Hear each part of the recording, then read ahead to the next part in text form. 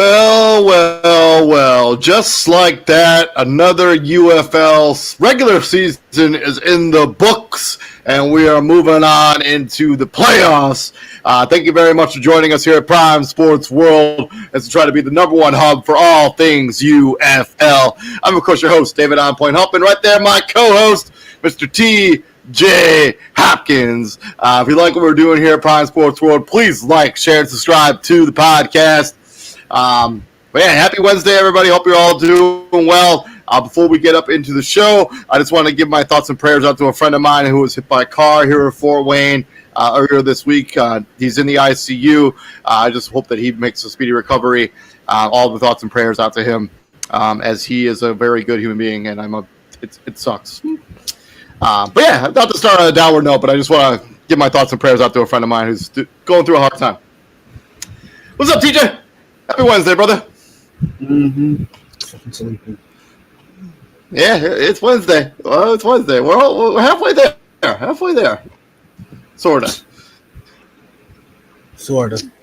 But yeah, sorta. Because I still have to work 3 days, so I'm not halfway there yet.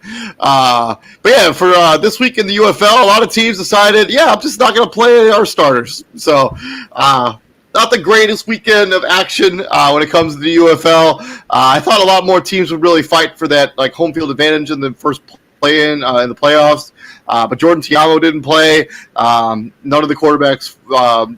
Max Dugan didn't play for the Battlehawks either.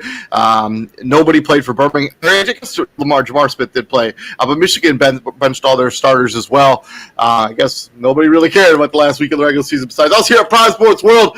So please like, share, and subscribe to the podcast. We're going to talk about week number 10.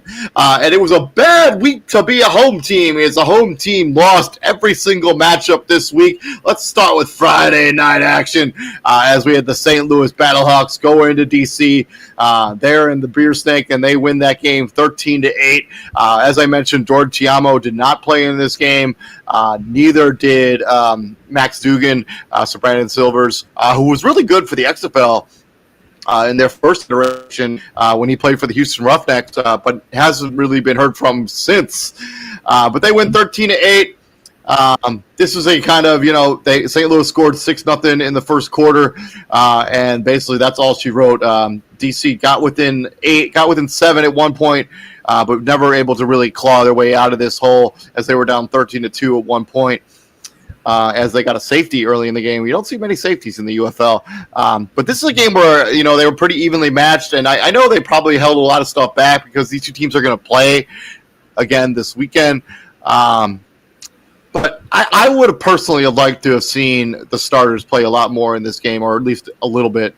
As Mike Dialelo, I think is how you pronounce that last name, of the quarterback for the DC Defenders. He got the start, 18-26, 142 yards and a touchdown. He was also the leading rusher. Seth Williams, 4 for 41 and a touchdown as well. Keaton Butler, 1 for 38.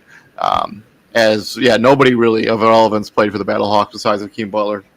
No, this was just a sloppy game. It was a weather delay. It was a pretty lengthy weather delay. It was field conditions were horrible.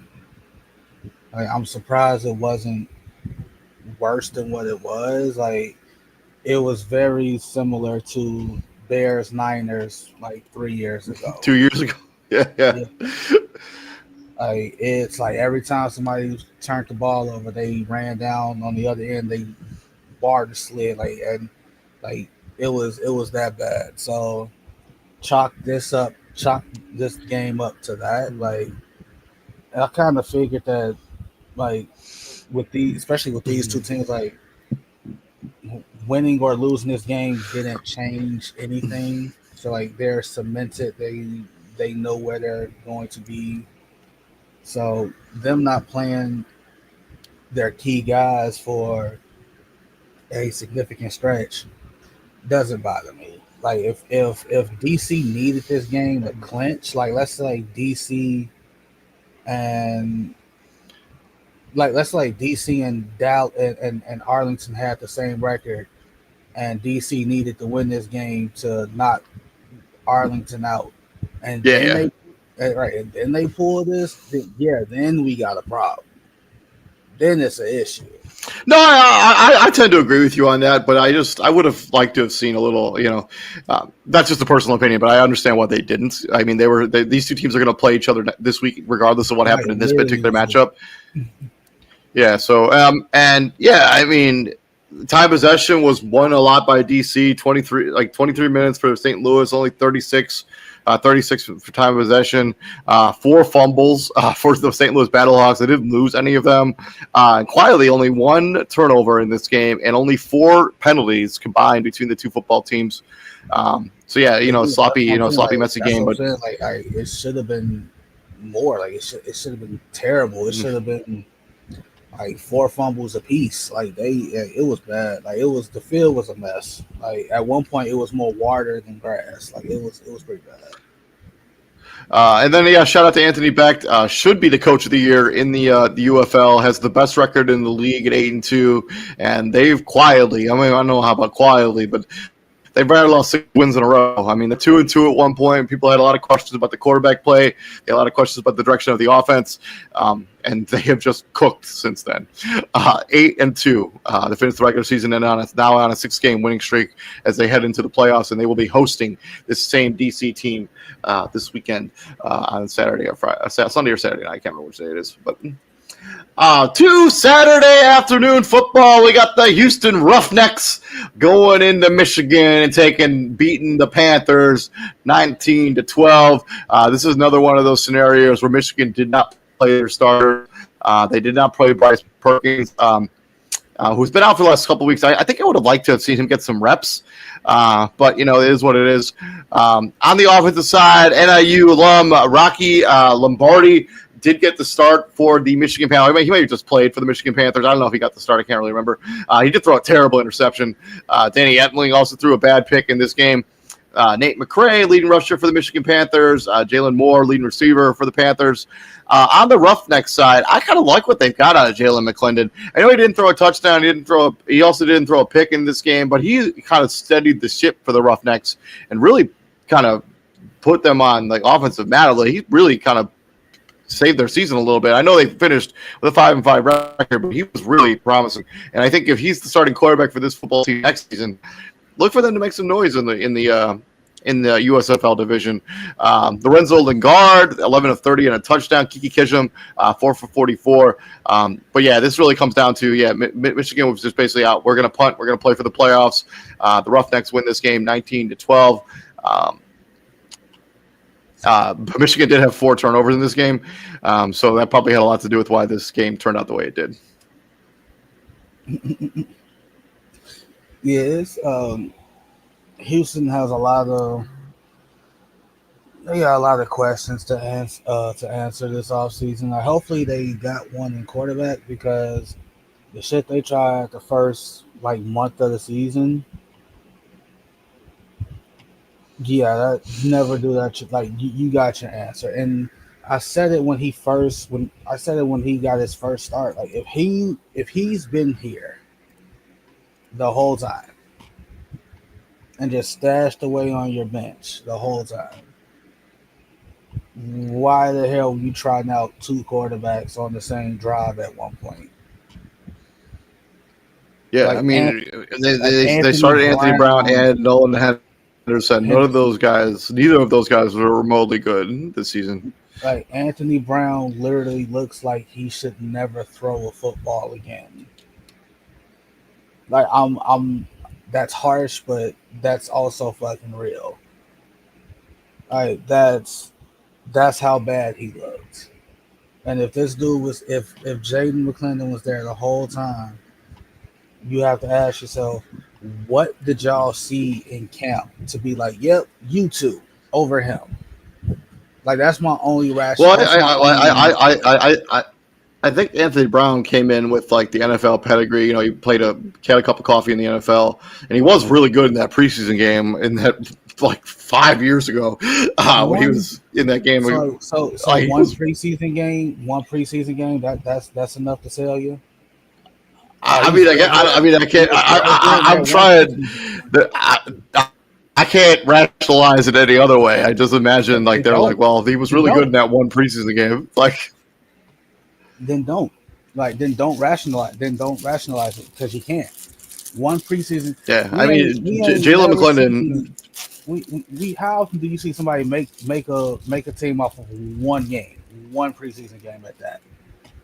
No, yeah, but I think that's probably what went into the mindset or the rationale because it doesn't make any sense any otherwise. Like, but yeah, I mean, this is a game where the Houston Roughnecks also they had the lead throughout the game and they just held on. Like they didn't sacrifice the lead. They won 19-12. They were up 19-9 at one point. This and 16-3. I think this is like the Roughnecks. They win 2 games in a row to kind of wrap up their season. Both of those wins against the upper echelon of the UFL in the DC Defenders this week and the Michigan Panthers this week, DC last week, the Michigan Panthers. I think this is something you could build on. I think you have the guy at quarterback. You think you have the guy at Jalen McClendon. I think it'll be interesting to give him an entire season as the starting quarterback. These are wins that could be momentum builders for this particular Roughneck squad. Absolutely. Yeah. I got no say. And then to Sunday, was it Saturday? Yeah, Sunday afternoon football into San Antonio, Texas, and the Battle of Texas. We have a lot of battles of Texas in the UFL because there's 3 teams in the league that are in Texas. Arlington Renegades and Luis Perez get the victory 23-6. And the San Antonio Brahmas fall to 1-9, and they have won 3 games over the course of the last 2 seasons combined. So not a great tenure here for the San Antonio Brahmas as they continue to just really struggle. Actually, no, that's not right. The San Antonio Brahmas were in the championship game last year, right? Or was it? And then they got beat down by Birmingham. I don't know, but it's irrelevant. It's irrelevant. Yeah. Anyways, yeah. So back to the offense. Arlington this is a wire-to-wire victory for the Arlington Renegades. Luis Perez, a really efficient day at the office. 26 of 32, 283 yards, no touchdowns, but no interceptions either. They did have 2 rushing touchdowns, one of them by Luis Perez himself. And Sal Calanella, who better be getting some tryouts in the National Football League because he is a really good tight end in the UFL, and I will be interested to see if he gets any looks in the National Football League this upcoming offseason, or at least in this training camp period. Because I'm not 100% sure how UFL contracts work. Like, can you break a UFL contract to join a training camp mid-season? We haven't seen anybody do that, and so I imagine you have to wait till the season ends. No, you don't. I think they just changed that. No, I think they just changed. Oh, okay. It's like if the season starts, if the season starts and a receiver gets hurt, and somebody wants to call Hakeem Butler, they can do that. Nobody has yet, so I interested. If Sal Calanella should be at least get a look in the National Football League this upcoming during this OTAs and mini camps and all that noise. No. On the San Antonio Brahmas side, Kellen Mond, 17 of 27, 150, as this team never figured out the quarterback position, not one time this season. Joshua Corbin, 10 of 55, Jake Perez, 2 for 39. The San Antonio Brahmas are going to have to figure out what they're doing at quarterback next season. And their defense, which was one of their calling cards a couple of years ago, also did not play well this season. So it's just a complete rebuild. They didn't even score a touchdown in their final game of the season. And being truthfully honest, the San Antonio Brahmas have been abysmal the last month or so. They've just been an absolute walking disaster for the last month or so. And the record reflection with the 1-9 finish for San Antonio as they got completely outplayed from wire to wire by Arlington. You ain't got to say anymore. Dave, you ain't got to say anymore. I say this when we do the NFL and teams and bad teams are bad for significant stretches. Somebody got to give a damn. At the end of somebody got to bro. It looked like I ain't watched much of this game. I ain't finna lie to you, but the little bit I did watch, it looked like Arlington spared them. This could have been worse. Yeah. Like no dead ass. Like it could have been way worse than what it was. Like 20. It's almost like Arlington's like we giving y'all opportunities to get back in this thing, and we talk about it all the time. Cause scoring in the UFL, a game is never really over because of the scoring. The game is never really over. So it's 23-6. A touchdown and a 3-point conversion. That's a one score. You're right. Yeah, you're right back in it. That's a one score game. Literally a one score game. A touchdown 23-6. That makes it 12. A 3-point conversion. That's 15. That's 23-15. Guess what? Another touchdown and 3-point conversion. That's a tie game. Oh no, you're in the lead actually. Yeah, because that's 9. So yeah, you're in the lead. But yeah, I mean, this could have been Arlington 2 for 6 in the red zone. They converted a lot of field goals instead of getting touchdowns. I mean, if they convert, they was in the red zone 6 times. They scored 2 touchdowns, and the rest of them was like, y'all offense is so ass. We will literally just send out. We will settle for 3. And dare y'all offense to beat us. And I mean, San Antonio got off to they had the 3-0 victory lead in the first quarter, and then it was literally all Arlington for the rest of the game. And then with Kel in mind, like again, hey, just you work so damn hard to get to call yourself a professional football player, and all I think about with Kellerman is the Mike Zimmer clip when he was with the Vikings and I see him in practice right now. Bro, like Kirk Cousins gets hurt and they're like, oh, and one reporter's like, are we finally going to get a chance to see Kellerman play? And he's like, no, why not? I see him in practice every day. Like, bro, you will like so far you're making Mike Zimmer look like a fucking genius, man. Yeah, it hasn't been a good offense. It could have been a good season at the office for anyone playing quarterback for the Brahmas this season. They've just been, and that's really been the downfall of their football team. They haven't had a consistent quarterback play at any point this season. And I know the Arlington Renegades. I know because we've talked about them. They've lost a couple really heartbreaking close games throughout the season, but they know what they're getting out of Luis Perez every single week. We have no idea what version of any quarterback is going to show up for the San Antonio Brahmas every week, or who is going to be the quarterback for the San Antonio Brahmas every week. Like they're wiping the dust off of fucking Kevin Hogan. I didn't even know he was even still wanting to play football. It's like, here's Kevin Hogan. Let's go. Like, it is crazy, bro. Like, Kevin Hogan was at Stanford and he was putting up numbers, and Kevin Hogan got one leg injury, and Kevin Hogan went from a high draft prospect to 7th round. Like that, and like that's usually how that goes. You don't draft a dude with multiple leg injuries in the 2nd round. Saints. Anyway, next game. And then to a game where one of the teams, the Birmingham Stallions, took the fact that Memphis beat them in overtime a few weeks ago. They took that very personal because they just beat the snot out of the Memphis Showboats. You want to beat us in overtime? You want us to be one of your 2 wins this season? Actually, at the time, it was their first win of the season.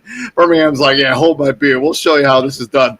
46-9 for Birmingham over the Memphis Showboat as they just absolutely beat down Memphis from wire to wire. I do know that Memphis got the first points of the game early. They got a field goal by Matt McLaughlin, 52-yard field goal. They'll go up at 0-3. They did not score again. Well, I guess they do score a touchdown in the 2nd quarter, but that's it. And Birmingham rattled off basically 46 unanswered points math here. 13. So what is it? 30, 23, 33, something like that. 33 unanswered points on Birmingham, on the Memphis Showboats as they cruise to the early victory, easy victory. Jamar Smith got the start, and was really good in this game, and he's been pretty good for them over the last month or so. 13 to 17, really efficient, 127 yards and a touchdown. Ricky Pearson Jr. had 2 touchdowns, along to Larry Lountree, former NFL player, got a touchdown in this game too. And then Jay Sternberger, another guy who probably should get some looks in the National Football League as the tight end position, and Amari Rogers, former NFL Green Bay Packer, 4 for 36 and a touchdown. On the other side, Dresser Wynn, not a good day at the office for Dresser Wynn, 13 and 24, 113 yards and 2 picks. And Deneric Price had the lone touchdown for Memphis as they just got their clocks cleaned for basically 60 minutes, and that's all she wrote. As Birmingham won every statistical category in this game. Yeah, we saw UFL history. We saw the first 2 pick sixes returned for touchdown by the same player in the same game. Like that happened in this game.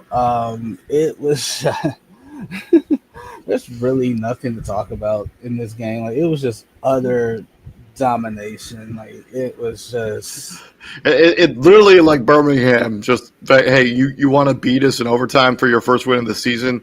Yeah, we'll show you what's up. I don't even think they just smashed them. It was just like, oh no, I don't think so either. I just I just don't think Memphis is any good. Like Memphis is terrible. This is what happens when you have a team that's pretty good in the Birmingham Stallions in any league, no matter what league we're talking about. The whole time, it could be what you say. Like it could be like, hey, like real time. It's probably also like, hey man, we tweaked the last time we was out.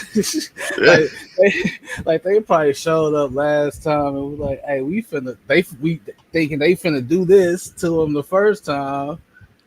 Took it easy, took them light.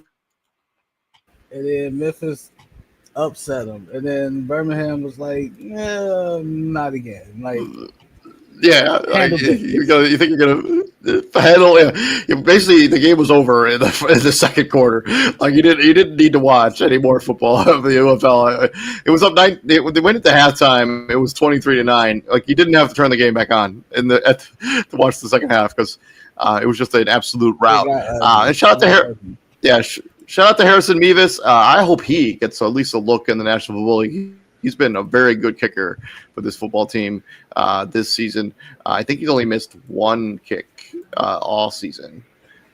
So I hope that, and obviously he's from Northeast Indiana. He went to Warsaw High School, I think. So from where I currently work in Fort Wayne, Indiana. But yeah, 95% completion percentage. He made the only kick he missed was over 50 yards. 2 for 2 from 20. 5 for 5 from 30, 8 for 8 from 40, 5 for 6 from 50. That's a guy who should be at least get a look in the National Football League because I think that's the most transferable position almost in the UFL. Like if you can kick field goals in the UFL, you can kick field goals anywhere.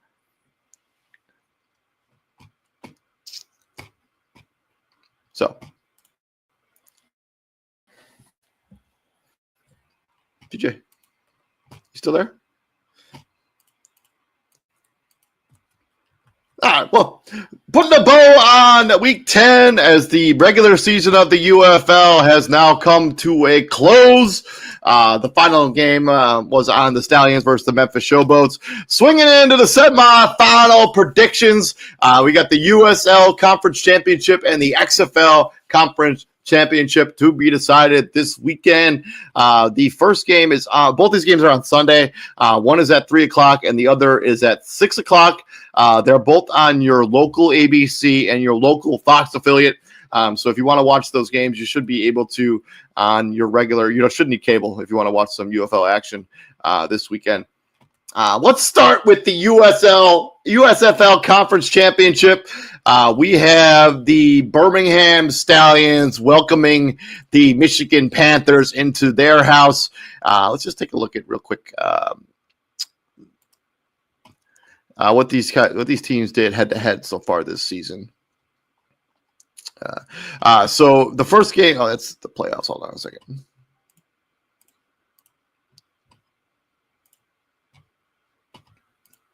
I kind of figured, TJ. It's all good.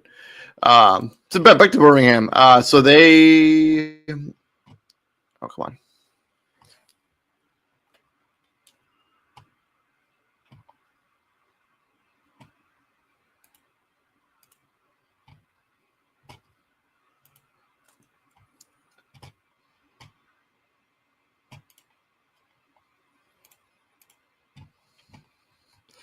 I can't pull this up officially. This website's not giving me the business a little bit.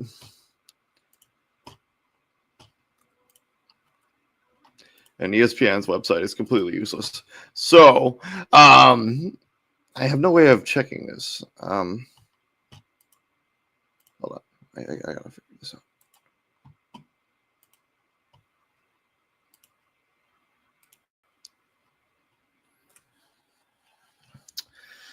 All right. 25 regular season.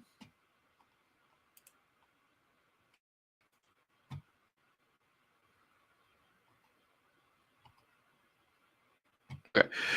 So yeah, Birmingham. So Birmingham and the Michigan Panthers played in week 2. The Michigan Panthers were able to win that matchup. Welcome back into the show, TJ. You got me?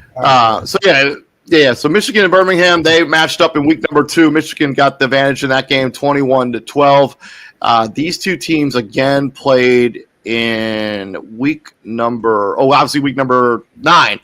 And the Birmingham Stallions won that game 26-22. Danny Etling did get the start for the Michigan Panthers, but they do expect Bryce Perkins to be back for this particular matchup. As we got Birmingham and the Stallions, TJ. Stallions going for the 4-peat, I think, in when it comes to championships in the USFL and the UFL. I think they won 2 in a row before the leagues merged. They won the league last season. Do they beat the Michigan Panthers and claim another USFL conference championship, or does Michigan upset them? I think having Bryce Perkins is a game changer for them. But that's also why you brought in Bryce Perkins. Like the Bryce Perkins Jamar Smith duel should be very fun to watch. That being said, I don't think Michigan pulls off the upset. I think they make it hard. I think they make it tough. I think they give Birmingham a game. So, if you remember last year, I mean, Michigan was up like 18-0 at halftime in this game, and then Matt Corral came in the second half for Adrian Martinez and led them on that comeback in the second half and did not give up another point in the second half of that game. I'm sorry not to cut you off. Go ahead. No, you good.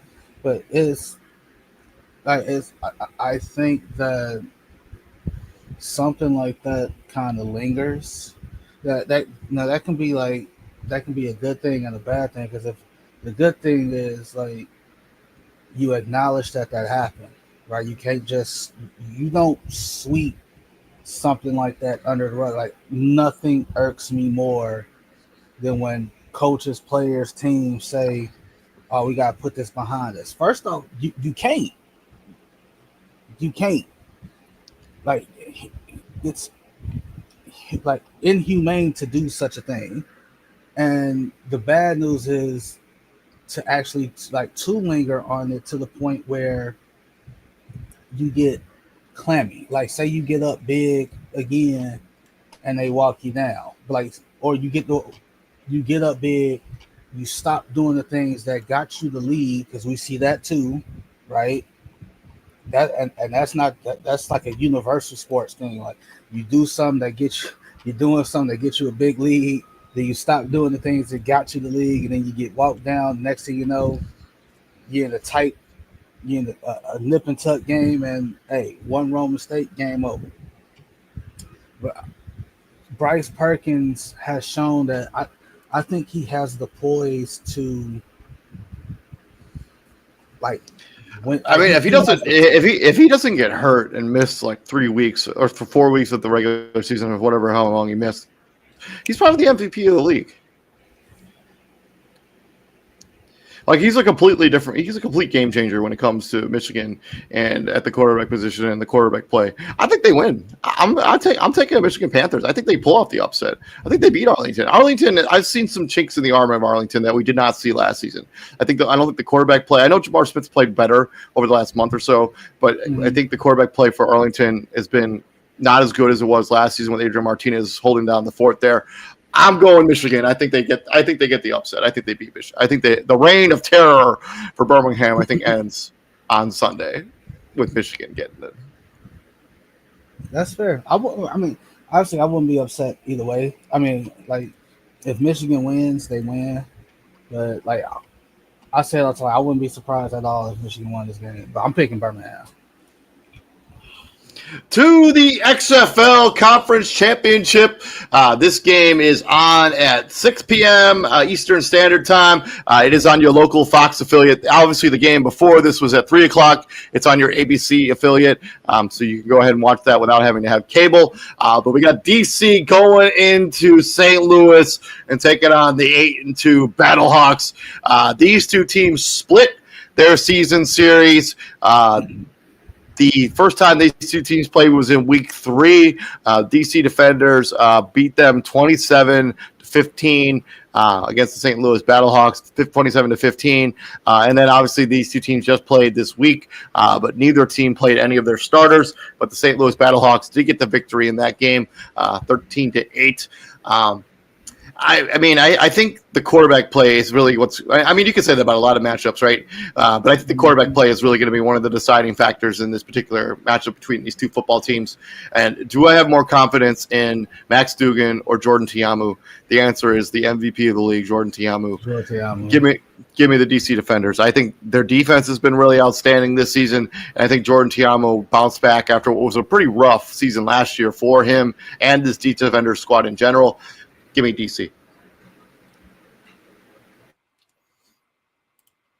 I'm also picking DC, not because of that, but it's hard to beat a team 3 times in a row. Right? St. Louis won didn't St. Louis win the matchup in St. Louis? No. So the St. Louis, so they played in DC and St. Louis won that one, and the DC won the matchup in St. Louis earlier this season at the Dome at America Center in St. Louis. So DC won that game 27-15 when both teams were basically at full strength and playing ball their starters. Okay, so that changes everything. So yeah, Jordan Tiamu, Max Duggan.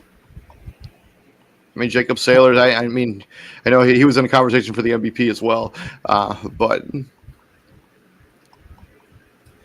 but you said it. It comes down to the quarterback play, like Jordan Tiamu or Max Duggan. I'm going Tiamu. It's not close. It's not a debate. Yeah. It's not close. I mean, Max Duggan there's a reason that Max Duggan was like in and out of the starting lineup for the St. Louis Battlehawks because not even they were completely sold on him. But they have lived and died by the fact that they've had a really good defense this season, and they've had a really efficient running game with Jacob Saylor's behind this is also like null and void if Manny Wilkins, if he doesn't get injured.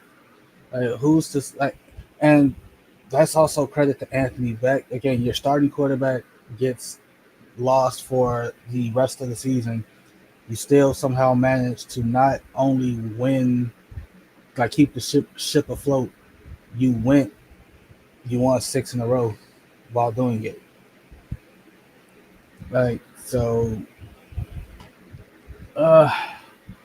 And they've had a lot of different quarterbacks take snaps under center during that 6-game winning streak. So like Anthony Beck has coached a virtuoso, as he would like to say, performance this season by just his ability to get this team to where they are now. Should really be applauded. And I don't know if they've given out those awards yet. Like in the UFL, I know they gave out like All Pro and all that stuff, or All Pro first team and second team. But if he doesn't win Coach of the Year, something's wrong with the league. Yeah, I mean, who else would you even? I mean, I don't know. I mean, you could. I don't remember who the DC Defenders coach is, but if the fact that he was able to turn that team around from what they were last year says a lot.